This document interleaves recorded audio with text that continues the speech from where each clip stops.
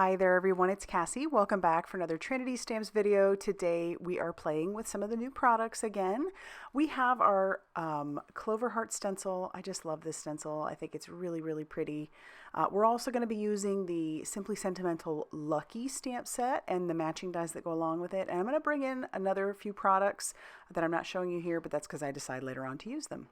I've got a piece of purple cardstock that I have trimmed down to 4 1/4 by 5.5 inches. Our Clover Heart stencil fits perfectly on there, and I have some Distress Oxide spray in the color Lucky Clover. So we're just going to spray that. I know, purple, green, kind of crazy, and spraying on top of that darker cardstock, but you're going to see how cool that really looks. I'm going to heat set that to make sure that's nice and dry. And it is a little bit off because when I pulled the stencil off, I moved it down. I kind of slid it down. So we're going to take this stencil, put it right over the top again, and then I'm going to bring in a green micron pen, and I am just going to outline just a few of those, not that many, just a few of the bigger clovers, and we're going to do that all over the background. And you could use a colored pencil. You have a lot of options here, but I just had this green micron pen. And I just kind of wanted to see if that would make those clovers stand out a little bit more. Keep in mind this is a background, so it doesn't need to be perfect. And sometimes I think when it isn't perfect, it's that much better, especially when you're working with distress colors. Now I'm bringing in my paint brush rest. And this thing is so cool because it also works great for splatter. And that was some Picket Fence Distress paint. Now this stuff is permanent. I did heat set it for quite a while, at least I thought I did. And now all I'm doing is trimming down about 1/8 of an inch off. See, that one paint dot was not dry, but I'm going around all 4 sides and cutting off about 1/8 of an inch so that now this measures 4 inches by 5 1/4 inches. We're going to cut down our piece of green cardstock that is our background, and that is 5.5 inches by 8.5 inches. And then I'm going to bring in this purple cardstock along with the rainbow die. Now that typically actually would cut out those pieces that cut it completely separate apart, but I wanted to make sure it was mostly like cut but not totally cut.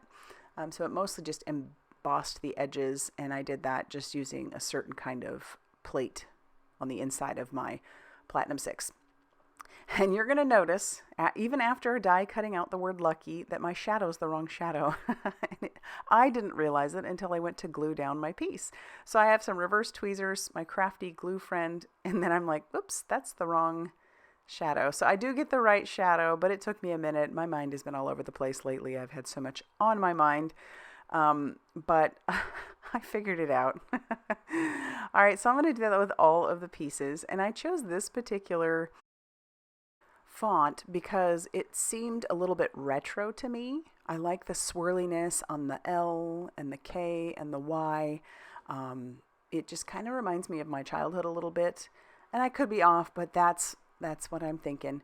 And then the way I've got the rainbow die, the way I've cut that out, and how I'm going to attach the two of these together is going to make it look like the word lucky kind of came in off the side of the page. You'll see what I'm talking about once we get things put together.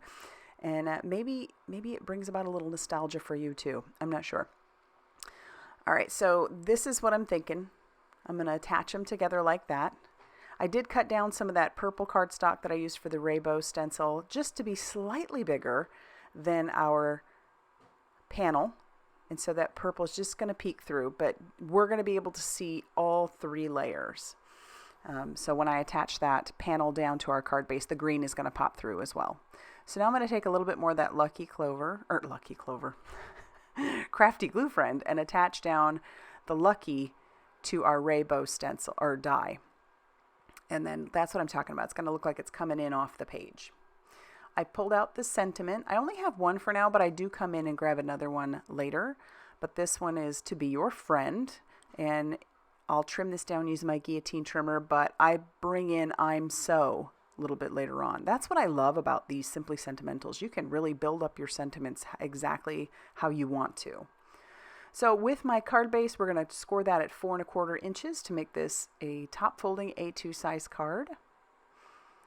And then I'm going to use my Crafty Gluefriend to attach down our panel to the base. So you'll see the light purple, the dark purple, and the green. And I love purple and green together. I know that might not be a great combo for everybody, but I really do like it. Okay, so here we're just going to use our Crafty Gluefriend. I did debate whether or not to pop this up using some foam squares, but I really did want this to be an easy mailer.